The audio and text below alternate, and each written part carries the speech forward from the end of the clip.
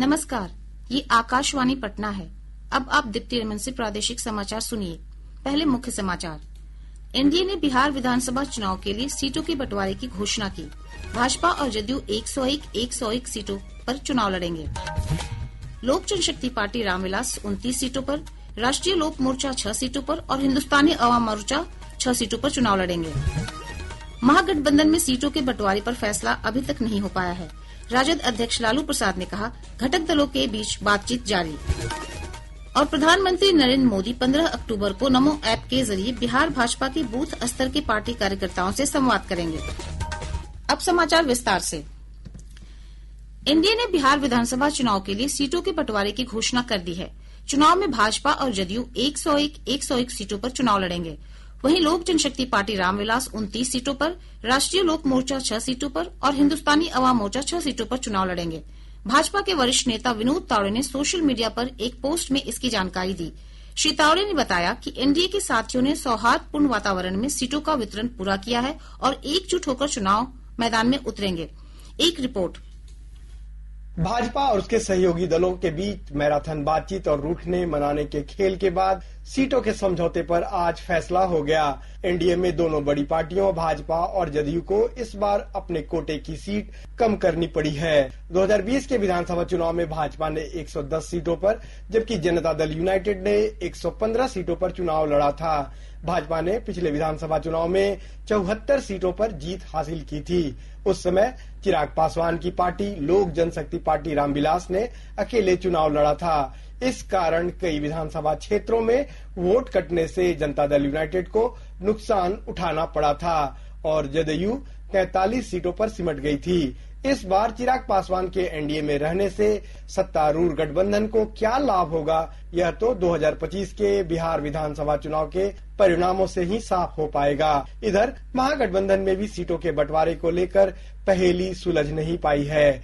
गतिरोध समाप्त करने के लिए राष्ट्रीय जनता दल नेता तेजस्वी प्रसाद यादव और कांग्रेस नेता राहुल गांधी के बीच नई दिल्ली में बातचीत होने की संभावना है। इधर नाराज चल रहे विकासशील इंसान पार्टी वीआईपी के अध्यक्ष मुकेश सहनी भी राष्ट्रीय जनता दल और कांग्रेस नेताओं से बातचीत के लिए नई दिल्ली पहुंचे हुए हैं। धर्मेंद्र कुमार राय, आकाशवाणी समाचार, पटना।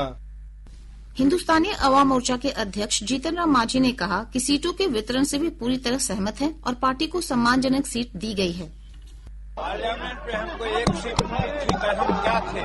पार्लियामेंट में हमको एक सीट मिली थी तो हम क्या थे? नाराज थे। वैसे यहाँ अगर 6 सीट की बात की गई है तो आला कमान करने में है, उसको हम सिरोधार्य करते हैं।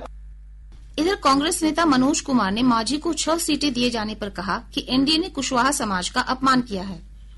6 सीट आदरणीय कुशवाहा जी को मिला, उपेंद्र कुशवाहा जी को, तो 6 सीट में पूरा कुशवाहा समाज को दे दिए वहां एनडीए में। मतलब कुशवाहा समाज का वैल्यू केवल 6 सीट का है बिहार में ना, यही ना ये दिखाना चाह रहे हैं। और मांझी समाज का जिसका 3% लगभग वोट है, उसका 6% मतलब 6 सीट का केवल वैल्यू है एनडीए में। भाजपा में विधानसभा चुनाव के लिए उम्मीदवारों के नामों को अंतिम रूप देने के लिए नई दिल्ली स्थित पार्टी मुख्यालय में भाजपा केंद्रीय चुनाव समिति की बैठक चल रही है।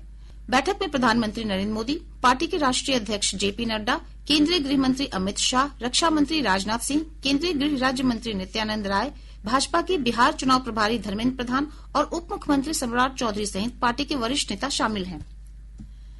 प्रधानमंत्री नरेंद्र मोदी 15 अक्टूबर को नमो ऐप के जरिए बिहार भाजपा के बूथ स्तर के पार्टी कार्यकर्ताओं से संवाद करेंगे। इस कार्यक्रम का नाम मेरा बूथ सबसे मजबूत दिया गया है। श्री मोदी ने एक सोशल मीडिया पोस्ट पर इसकी जानकारी देते हुए कार्यकर्ताओं से इसमें भाग लेने का अनुरोध किया है। उप मुख्यमंत्री सम्राट चौधरी ने प्रधानमंत्री के संवाद कार्यक्रम पर अपनी प्रतिक्रिया व्यक्त करते हुए कहा कि इससे पार्टी के कार्यकर्ताओं को चुनाव में पूरे जोश के साथ काम करने की प्रेरणा मिलेगी। महागठबंधन में सीटों के बंटवारे पर कोई अंतिम फैसला अभी तक नहीं हो पाया है। राजद, कांग्रेस, वीआईपी और वामपंथी दलों के नेताओं के बीच सीटों को लेकर कई दौर की बातचीत हुई है। दिल्ली हवाई अड्डे पर महागठबंधन में सीटों के बंटवारे के बारे में पूछे जाने पर राजद अध्यक्ष लालू प्रसाद ने कहा कि अभी घटक दलों से बातचीत चल रही है। इधर राजद के वरिष्ठ नेता और सचेतक भाई वीरेंद्र ने कहा कि महागठबंधन में सब कुछ ठीक है और सीटों की जल्द ही घोषणा कर दी जाएगी। कोई पेच नहीं, ऑल इज वेल, सब हो गया है। कल प्रेस कॉन्फ्रेंस होगा, आप लोगों को पता चल जाएगा। नहीं, कहीं कुछ नहीं है, कुछ नहीं। महागठबंधन के अलायंस जो है वो ऑल इज वेल है और कल घोषणा हो जाएगी। वहीं राष्ट्रीय लोक जनशक्ति पार्टी की प्रमुख पशुपति कुमार पारस ने कहा है कि चुनाव में उनकी पार्टी गठबंधन के साथ लड़ेगी या अकेले चुनाव में उतरेगी, इसका फैसला 1-2 दिन में करेंगे। जदयू नेता राजीव रंजन प्रसाद ने दावा किया है कि बिहार विधानसभा चुनाव में राजद को इस बार 2010 के चुनाव से भी कम सीटें मिलेंगी। श्री प्रसाद ने आज पटना में कहा कि मुख्यमंत्री नीतीश कुमार के नेतृत्व में एनडीए बड़ी जीत की ओर बढ़ रहा है। एनडीए के सभी घटक दल एकजुट हैं और नीतीश कुमार के नेतृत्व में एक बार फिर राज्य में सरकार बनेगी। परिवर्तन होगा, राजद की सीटें कम हो जाएंगी, बेहद कम हो जाएंगी। 2010 से भी बुरी स्थितियों में राजद को जाने के लिए खुद को मानसिक रूप से तैयार रखना चाहिए। जनता ने मन बना लिया है। बिहार के मुख्यमंत्री नीतीश कुमार जी की अगुवाई में एनडीए एक बड़ी जीत के लक्ष्य की ओर अग्रसर है। जीत भी मिलकर हम लड़ेंगे, हासिल करेंगे और अगली सरकार एक बार फिर मुख्यमंत्री नीतीश कुमार जी के नेतृत्व में बननी भी उतनी ही तय है। बिहार विधानसभा चुनाव की सरगर्मी के बीच राजनीतिक दलों के नेताओं का पाला बदलने का सिलसिला लगातार जारी है। राजद के 2 विधायकों, नवादा जिले की विधायक विभा देवी और राजौली के विधायक प्रकाश वीर ने पार्टी से इस्तीफा दे दिया है। विभा देवी राज्य की पूर्व मंत्री और नवादा के पूर्व विधायक राजवल्लभ यादव की पत्नी है। दोनों के राजग के टिकट पर विधानसभा चुनाव लड़ने की संभावना है। इस्तीफे के बाद संवाददाताओं से बातचीत में विभा देवी ने आरोप लगाया कि उन्हें राजद में सम्मान नहीं मिला। अपना विधायक से हम इस्तीफा दे दिए हैं। हर आदमी अपना मान सम्मान खोजता है। अब माननीय मुख्यमंत्री जी नीतीश कुमार अच्छा काम किए, पूरे बिहार, नवादा के बिहार में भी काम किए हैं, आगे भी वो काम करेंगे आगे जाकर। पिछले दिनों गया जी में आयोजित प्रधानमंत्री नरेंद्र मोदी के कार्यक्रम में विभा देवी और प्रकाश वीर को एक साथ मंच पर देखा गया था। इससे पहले राजद के शिवहर से विधायक चेतन आनंद, भभुआ के राजद विधायक भरत बिंद और मोहनिया से संगीता कुमारी ने इस्तीफा दे दिया था। कांग्रेस के मुरारी गौतम, भाजपा विधायक मिश्रीलाल यादव और जदयू विधायक गोपाल मंडल भी अपनी पार्टी से इस्तीफा दे चुके हैं। प्रादेशिक समाचार आप आकाशवाणी पटना से सुन रहे हैं। ताजा समाचारों के लिए आप हमारे एक्स हैंडल AIR_News_ पर जा सकते हैं। बिहार विधानसभा चुनाव के पहले चरण की अधिसूचना जारी होने के बाद अब तक 3 प्रत्याशियों ने नामांकन पत्र दाखिल किया है। इधर पहले चरण के तहत होने वाले विधानसभा क्षेत्रों में ईवीएम और वीवीपैट आवंटित कर दिया गया है। आयोग के निर्देश पर पहले चरण के चुनाव से संबंधित जिलों में जिला निर्वाचन पदाधिकारी, सह जिलाधिकारी की ओर से राष्ट्रीय और राज्य स्तरीय मान्यता प्राप्त राजनीतिक दलों के प्रतिनिधियों की मौजूदगी में सभी विधानसभा क्षेत्रों के लिए रैंडमाइजेशन की प्रक्रिया भी शुरू की गई है। विधानसभा चुनाव के दूसरे चरण में 11 नवंबर को 20 जिलों के 122 विधानसभा क्षेत्रों में होने वाले चुनाव के लिए अधिसूचना कल जारी होगी। इसके साथ ही नामांकन की प्रक्रिया भी शुरू हो जाएगी। दूसरे चरण के लिए प्रत्याशी 20 अक्टूबर तक नामांकन दाखिल कर सकते हैं। 21 अक्टूबर को नामांकन पत्रों की जांच की जाएगी। वहीं 23 अक्टूबर तक प्रत्याशी नाम वापस ले सकते हैं। चुनाव आयोग ने विधानसभा के दूसरे चरण के तहत होने वाले 122 विधानसभा क्षेत्रों में मतदाता सूची में नाम जोड़ने की प्रक्रिया पर अंतरिम रोक लगा दी है। आयोग ने कहा है कि अब मतदाता सूची में कोई बदलाव और संशोधन नहीं होगा। दूसरे चरण के तहत होने वाले क्षेत्रों में चुनाव परिणाम आने के बाद ही किसी के नाम जोड़े या संशोधित किए जाएंगे। दूसरे चरण के तहत अररिया जिला के 6 विधानसभा क्षेत्रों में कल से नामांकन की प्रक्रिया शुरू होगी। जिला निर्वाचन पदाधिकारी, सह जिलाधिकारी अनिल कुमार और पुलिस अधीक्षक अंजनी कुमार ने आज अररिया और फारबिसगंज में नामांकन केंद्रों का निरीक्षण किया। इस दौरान जिला निर्वाचन पदाधिकारी ने केंद्रों पर बैरिकेडिंग, मूलभूत सुविधाएं और निर्वाची पदाधिकारी कक्ष सहित अन्य तैयारियों का जायजा लिया। गोपालगंज में ईवीएम और वीवीपैट मशीनों का प्रथम रैंडमाइजेशन कार्य पूरा हो गया है। इस दौरान जिले के सभी 6 विधानसभा क्षेत्रों बैकुंठपुर, बरौली, गोपालगंज, कुचायकोट, भोरे और हथुआ के लिए आवश्यक संख्या में ईवीएम और वीवीपैट मशीनों का चयन किया गया। इस अवसर पर सभी मान्यता प्राप्त राष्ट्रीय और राज्य स्तरीय राजनीतिक दलों के प्रतिनिधि उपस्थित थे। विधानसभा चुनाव की घोषणा के बाद शेखपुरा जिला में आदर्श आचार संहिता उल्लंघन का पहला मामला दर्ज किया गया है। यह मामला जिले के शेखोपुर सराय थाना के महानंदपुर मोड़ के पास यात्री शेड में लगे पोस्टर को नहीं हटाने को लेकर दर्ज किया गया है। दरभंगा समाहरणालय में विधानसभा चुनाव की तैयारियों को लेकर स्वीप कोषांग की बैठक जिला निर्वाचन पदाधिकारी कौशल कुमार की अध्यक्षता में आयोजित की गई। बैठक में जिला निर्वाचन पदाधिकारी ने सभी महिला सुपरवाइजर को निर्देश दिया कि वे आंगनबाड़ी सेविका और सहायिका के साथ समन्वय स्थापित कर मतदाताओं को मतदान के लिए जागरूक करें। कटिहार के 7 विधानसभा क्षेत्रों में कल से नामांकन की प्रक्रिया शुरू होगी। जिला पदाधिकारी मनीष कुमार मीणा ने बताया कि जिले के 7 विधानसभा क्षेत्रों प्राणपुर, बरारी, कटिहार, कदवा, कोढ़ा, बलरामपुर और मनिहारी में नामांकन प्रक्रिया की तैयारी पूरी कर ली गई है। पटना जिला प्रशासन ने मतदाताओं में जागरूकता बढ़ाने के लिए आज जेपी गंगा पथ स्थित गोलंबर से कृष्णा घाट तक साइकिल रैली का आयोजन किया।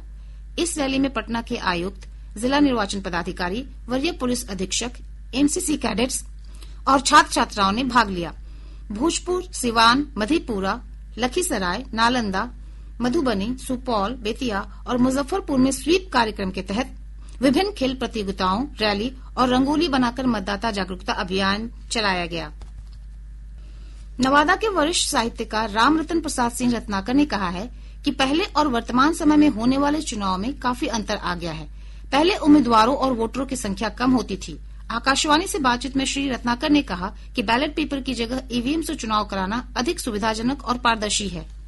पहले का चुनाव जो होता था उसमें बक्सा रहता था और बैलेट पेपर होता था कि बहुत बार माने जो शक्ति संपन्न लोग होते थे वो बैलेट पेपर ही दे लेते थे और लेकर के एक ही आदमी बैलेट पेपर मुहर मार करके बक्सा में डाल देता था। अगर उसके अनुसार वोट पोलिंग नहीं हुआ तो बक्सा में स्याही डाल देता था। इसलिए उसको फिर बदला गया और ये जो अभी जो चुनाव पैटर्न है उसमें ईवीएम जो है तो ईवीएम में ढंग की गड़बड़ी का संभावना कम है। इसलिए पहले की अपेक्षा अभी का चुनाव जो है अधिक पारदर्शी है।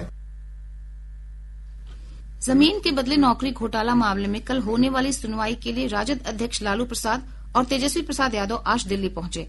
उल्लेखनीय है कि सीबीआई की विशेष अदालत ने 25 अगस्त को सुनवाई के बाद फैसला सुरक्षित रख लिया था। शिक्षा मंत्रालय ने राज्यों और केंद्र शासित प्रदेशों के स्कूलों से नामांकन और परीक्षा शुल्क जमा करने के लिए यूपीआई अपनाने को कहा है। एक रिपोर्ट।